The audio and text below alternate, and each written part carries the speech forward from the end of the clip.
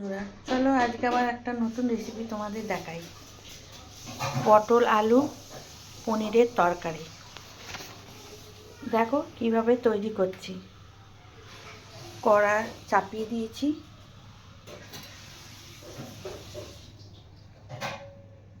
তেল দিয়ে দিলাম। তেল দিয়ে পরে তোমার পটল আলু ভেজে নেব। তার জন্য নুন হলুদ দিয়ে মাখিয়ে নিচ্ছি। তেলটা একটু গরম হোক, তারপরে দেখাচ্ছি। তেল গরম হয়ে গেছে, এবার পটলগুলো দিয়ে দিলাম, ভেজে নিই। যতক্ষণ পটল ভাজা হচ্ছে একটা পেস্ট তৈরি করে নিই। আদা আর টমেটোর মিক্সি করে নেব। টমেটোর আদা মিক্সি হয়ে গেছে। ওদিকে আমার পটলও ভাজা হয়ে গেছে, এবার তুলে ফেলছি। পটল ভাজা হয়ে গেছে, এবার ওই তেলেতে আলু ভেজে নেব।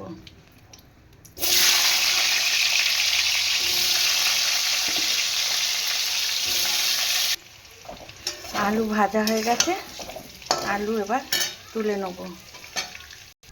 ওই তেলেতে লবঙ্গ, দারচিনি আর গোটা জিরে ফোড়ন দিয়ে দিলাম।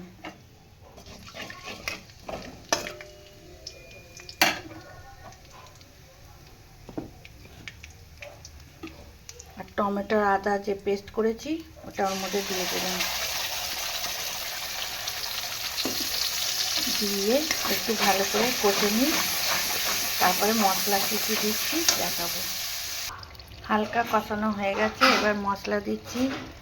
ধনে, জিরে, চিনি, নুন, হলুদ, লঙ্কা গুঁড়ো, কাশ্মীরি লঙ্কা গুঁড়ো সব দিয়ে দিলাম। দিয়ে এবার ভালো করে কষবো। মশলা কষা হয়ে গেছে, এবার পটল আর আলু দিয়ে আবার ভালো করে কষবো।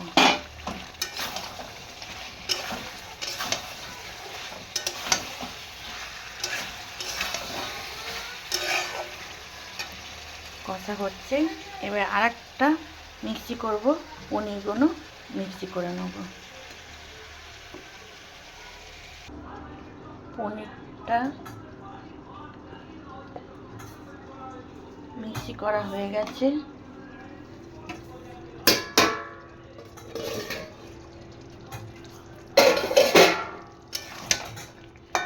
আলু পটলও সেদ্ধ হয়ে গেছে, এবার পনিরটা ঢেলে দেবো।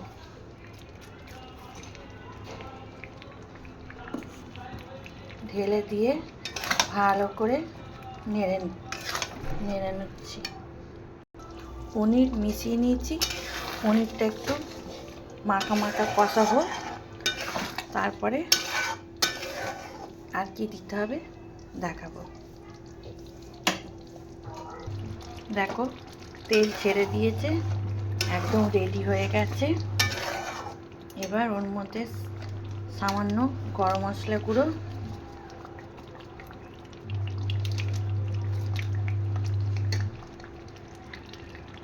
আর ঘি,